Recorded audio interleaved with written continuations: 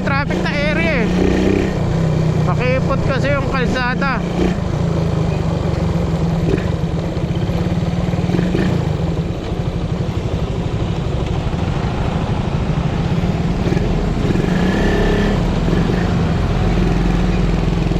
Yan, pagbilaw oh.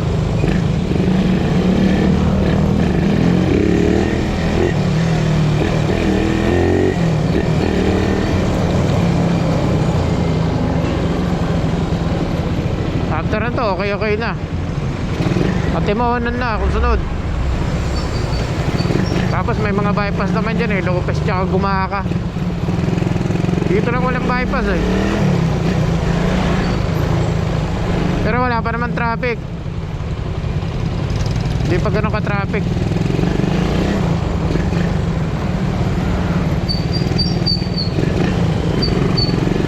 Ando sila sa likod. Mauuna na ako hanggang zigzag. Doon ko na lang sila hintayin.